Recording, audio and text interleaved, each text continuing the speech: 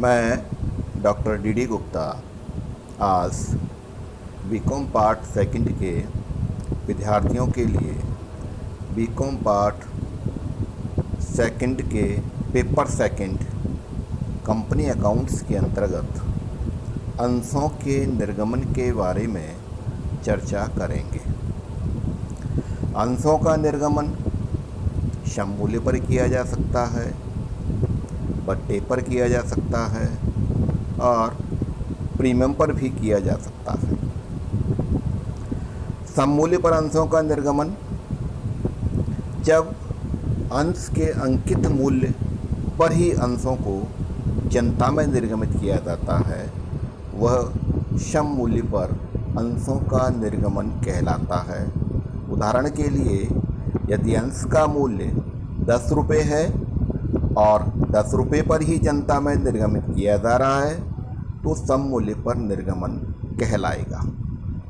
दूसरा, अंशों का प्रीमियम पर निर्गमन। यदि अंश को अंकित मूल्य से अधिक मूल्य पर अंशों का निर्गमन किया जाता है तो वह अंशों का प्रीमियम पर निर्गमन कहलाता है। अर्थात यदि 10 रुपये के अंकित मूल्य को 10 की बजाय 10 रुपये से ज़्यादा अंश पर रुपये पर निर्गमित किया जा रहा है तो वह प्रीमियम पर निर्गमन कहलाता है।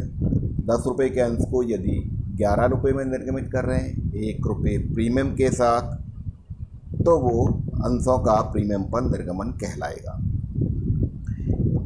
तीसरा है अंशों का बट्टे पर निर्गमन। यदि अंश को अंकित मूल्य से कम मूल्य पर जनता में निर्गमित किया जाता है तो ऐसा निर्गमन बट्टे पर निर्गमन कहलाता है।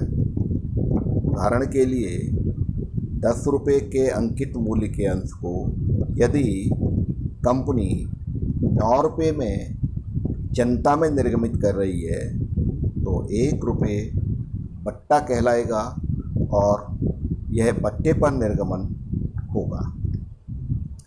अंशों का निर्गमन इन 3 तरीके से ही किया जा सकता है। वर्तमान में बट्टे पर निर्गमन नहीं किया जाता है, लेकिन छात्रों के लिए परीक्षाओं में बट्टे पर निर्गमन भी आ सकता है। इनके संबंध में लेखांकन प्रविष्टियाँ क्या क्या होंगी उसके बारे में अब अपन चर्चा करते हैं। लेखांकन प्रविष्टियों के लिए यदि अंश के अंकित मूल्य का एक साथ कंपनी भुगतान ले रही है या किस्तों में भुगतान ले रही है, इस बात पर भी लेखांकन प्रविष्टियाँ प्रभावित होंगी और वो किस किस तरह से होंगी वो अपन चर्चा कर रहे हैं। यदि अंशों का एक साथ पूर्ण भुगतान किए जाने पर, यानी कि उदाहरण के लिए 10 रुपये के अंश को जनता में निर्गमित किया गया और पूरी की पूरी राशि जनता से एक साथ मांग ली गई, तो वो शेयर्स पेएबल इन लम सम कहलाता है। इनके संबंध में प्रविष्टि इस प्रकार से होंगी। यदि लमसम भुगतान पर अंशों का निर्गमन सम मूल्य पर किया जा रहा है तो 2 प्रविष्टि होंगी। एक तो आपकी पैसा प्राप्त होने की, दूसरा पूंजी बनाने की। पहली एंट्री होगी, उदाहरण अपन ले लेते हैं, कंपनी ने 1000 अंश 10 रुपये वाले 10 रुपये पर जनता में निर्गमित किए और संपूर्ण राशि प्रार्थना पत्र के साथ ही मांग ली गई। तो पहली एंट्री होगी bank account DR to share application, वो आपकी 10,000 रुपये से हो जाएगी।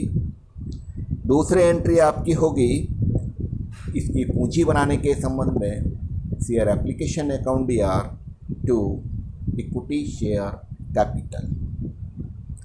यदि अंशों का लमसम भुगतान प्रीमियम पर किया जा रहा है उदाहरण के लिए 10 रुपये के अंश को यदि कंपनी के द्वारा 11 रुपये में निर्गमित किया जा रहा है और 1000 अंश हैं, तो इसके संबंध में जो प्रविष्टि होगी, पहली प्रविष्टि होगी बैंक अकाउंट DR 11,000 रुपये टू शेयर एप्लीकेशन 11,000 रुपये। दूसरी एंट्री आपकी जो होगी पूंजी बनाने के संबंध में शेयर एप्लीकेशन अकाउंट DR 11,000 रुपये टू शेयर कैपिटल अकाउंट 10,000 रुपये और टू सिक्योरिटी प्रीमियम 1,000 रुपये। ये 1,000 रुपये अंश के मध्य हमें प्राप्त नहीं हुआ है, ये 1,000 रुपये हमें प्रीमियम के मध्य प्राप्त हुआ है, इसलिए इसको अलग खाते में जमा किया गया है।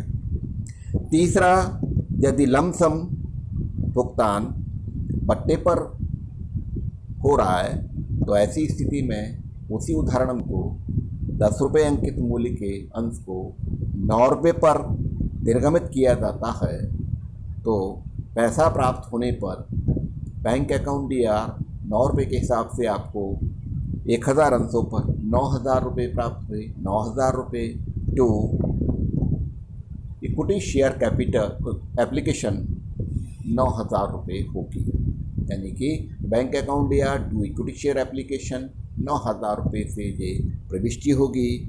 दूसरी प्रविष्टि आपकी पूंजी बनाने के संबंध में होगी और वो एंट्री होगी equity share application account DR 9,000 रुपये और अंशों के निर्गमन पर 1,000 रुपये का नुकसान हुआ था, इसलिए आपको discount on issue of shares account DR 1,000 रुपये और पूंजी खाते में आपको क्रेडिट करना पड़ेगा इक्विटी शेयर कैपिटल आपकी 10,000, क्योंकि जनता से तो 9 रुपये प्राप्त किए, लेकिन यदि कंपनी का समापन होगा तो कंपनी की लायबिलिटी बनेगी 10 रुपये की और 10 रुपये का उनको भुगतान करना होगा। 9 रुपये आपने प्राप्त किए, वो आपके पास कैश आ गया और 1 रुपये के हिसाब से आपको नुकसान हुआ अंशों के निर्गमन के संबंध में। तो ये तो हुई आपकी अंशों पर एक साथ पूर्ण भुगतान किए जाने पर। यदि इन्हीं अंशों का पैसा किस्तों में प्राप्त किया जाता है अंशधारियों से, जनता से, यानी कि कुछ राशि प्रार्थना पत्र के साथ, कुछ बंटन के साथ, कुछ की आपकी कॉल बनाई जा सकती हैं, प्रथम कॉल, द्वितीय कॉल और आगे भी आपकी हो सकती हैं। इनके बारे में आपकी प्रविष्टियाँ किस प्रकार से होंगी, एक अपन उदाहरण लेते हैं। वही पहले वाला कि 1,000 अंशों को 10 रुपये के अंकित मूल्य के अंश जिनको 10 रुपये पर ही निर्गमित किया गया, यहाँ भी आपके पास at par, at premium, at discount निर्गमन हो सकता है। पेमेंट आपको मिलेगा इंस्टॉलमेंट पर। तो पहली जो राशि जब आपको मिलती है उस हिसाब से आपको प्रविष्टियाँ करनी है। पहली एंट्री मान लो अपन ये मान के चलते हैं 10 रुपये के अंश की 4 रुपये की राशि आपको प्रार्थना पत्र के साथ मांग ली गई, 3 रुपये की राशि आपकी बंटन पर मांगी गई, 2 रुपये की राशि आपकी फर्स्ट कॉल पर मांगी गई और 1 रुपये की राशि आपकी अंतिम कॉल पर मांगी गई है। तो उसके बारे में आपको जो प्रविष्टियाँ होंगी वो निम्न प्रकार होंगी। पहली एंट्री आपकी प्रार्थना पत्र के साथ राशि प्राप्त होने पर bank account DR to equity share application 4 रुपये के हिसाब से 4,000 रुपये। दूसरी एंट्री आपको ट्रांसफ़र एंट्री करनी पड़ेगी, पूंजी खाते में ये पैसा ट्रांसफ़र करना है equity share application account DR to equity share capital 4,000 रुपये से ये सेकेंड एंट्री हो जाएगी। फिर आपका बंटन का समय आएगा जब अलॉटमेंट किया जाएगा। तो जैसे ही अलॉटमेंट होगा पहले अलॉटमेंट राशि ड्यू की जाएगी और वो राशि है आपकी 3 रुपये। तो अपन इसमें एंट्री लिखेंगे शेयर अलॉटमेंट अकाउंट DR 3 रुपये के हिसाब से 3,000 रुपये टू इक्विटी शेयर कैपिटल 3,000 रुपये। उसके बाद अलॉटमेंट की जो तारीख होगी उस तारीख को अंसारियों के द्वारा भुगतान कर दिया जाएगा। ये मानकर चला है कि समय पर उन्होंने भुगतान कर दिया है, इसलिए एंट्री आपकी हो जाएगी bank account DR to equity share allotment 3,000 रुपये। अगली एंट्री जो होगी कॉल ड्यू होगी। पहली कॉल आप ड्यू कर रहे हैं वो आपकी 2 रुपये की है, तो आपने उसी तरह से एंट्री की share first call account DR 2,000 रुपये टू इक्विटी शेयर कैपिटल 2,000 रुपये, और निर्धारित तिथि को ये पैसा अंसारियों के द्वारा चुका दिया गया, तो आपकी एंट्री हो जाएगी bank account DR to equity share first call.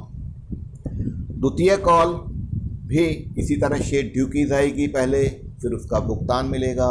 द्वितीय कॉल की जो राशि है ड्यू करने पर equity share second and final call account DR 1,000 रुपये, चूँकि 1 रुपये की है, टू इक्विटी शेयर कैपिटल 1,000 रुपये, और दूसरी एंट्री समय पर भुगतान प्राप्त हो गया bank account DR to equity share second and final call. ये तो हुआ आपका किस्तों में जब अंशों का निर्गमन सममूल्य पर किया जा रहा है। यदि प्रीमियम पर किया जा रहा है या बट्टे पर किया जा रहा है, तो प्रीमियम जो आप अंकित मूल्य से ज़्यादा पैसा ले रहे हैं उसका आपको कहीं कुछ नहीं कह रखा है, तो इसका समायोजन प्रीमियम का, सिक्योरिटी प्रीमियम का समायोजन बंटन पर ही किया जाएगा। और बट्टे पर अगर आपने किया है तो बट्टे का भी समायोजन बंटन पर ही किया जाएगा।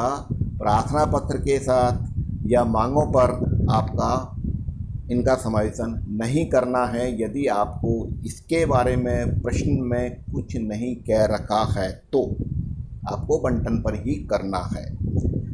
तो अपन ये मान लेते हैं इसी उदाहरण में कि जो 10 रुपये का आपका अंश था, कंपनी ने 11 रुपये में निर्गमित किया, और प्रार्थना पत्र के साथ वही 4 रुपये है। बंटन पर 3 रुपये प्लस 1 रुपये आपका प्रीमियम है, 4 रुपये, 2 रुपये की आपकी फर्स्ट कॉल है, और सेकंड और फाइनल कॉल 1 रुपये की ही है। तो पहली 2 एंट्री प्रार्थना पत्र वाली आपकी वही होंगी जो हमने सममूल्य पर की थी। बंटन पर आपके पास थोड़ा चेंज हो जाएगा। पहले अपन बंटन ड्यू करेंगे, और बंटन ड्यू करने पर आपकी जो एंट्री होगी equity share allotment account DR, वो आपकी राशि होगी 11,000 रुपये से, टू इक्विटी शेयर कैपिटल आपकी 10 रुपये के हिसाब से, सॉरी 4 रुपये है आपका। तो ये आपकी जो एंट्री होगी अलॉटमेंट पर equity share allotment account DR 4 रुपये मांग रहे हैं, 3 रुपये आपका पूंजी का और 1 रुपये आपका प्रीमियम का, तो ये एंट्री होगी 4,000 रुपये से। टू इक्विटी शेयर कैपिटल 3 रुपये के हिसाब से 3,000 रुपये से क्रेडिट हो जाएगी। 1 रुपये आपका प्रीमियम का है, इसलिए ये प्रीमियम के खाते में चला जाएगा।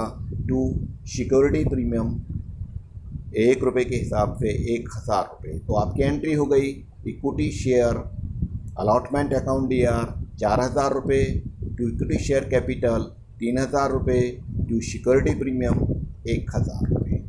निर्धारित तिथि पर भुगतान प्राप्त हो गया, तो आपकी एंट्री हो जाएगी bank account DR to equity share allotment 4,000 रुपये से।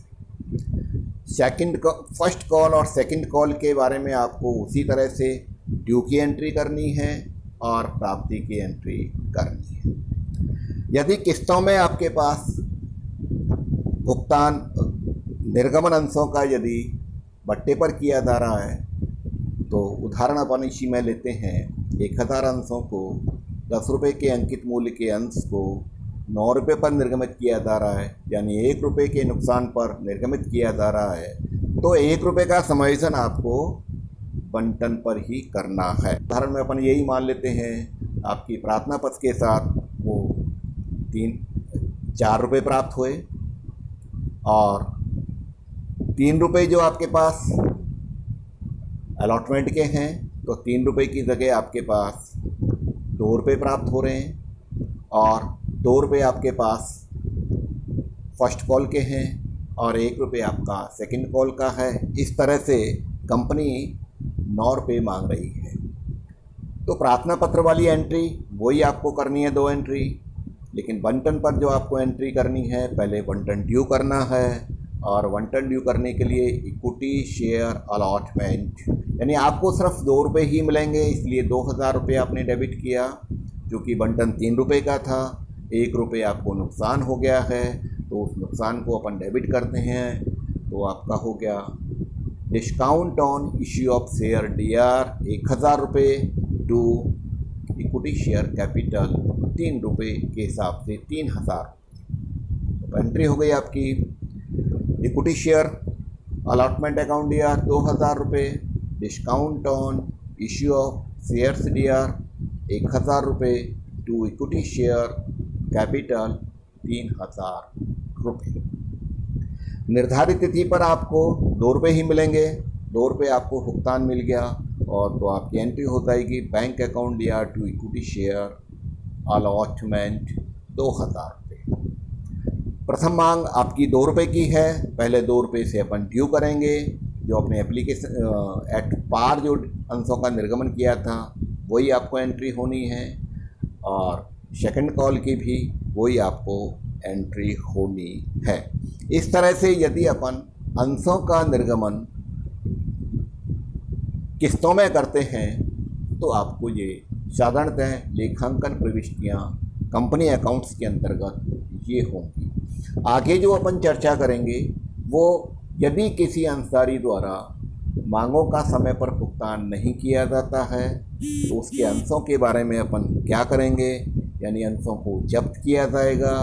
जब्त करने के संबंध में आपकी क्या क्या एंट्री होंगी, एट पार पर यदि अंशों का निर्गमन है, ऐसे अंशों को यदि जब्त किया जाता है तो क्या एंट्री होगी, यदि प्रीमियम पर अंशों का निर्गमन किया गया है, उन अंशों को जब्त किया जाता है तो उसके संबंध में क्या एंट्री होंगी, बट्टे पर अंशों को निर्गमन किया गया है, उन अंशों को जब्त किया जाता है तो उनके संबंध में क्या एंट्री होंगी।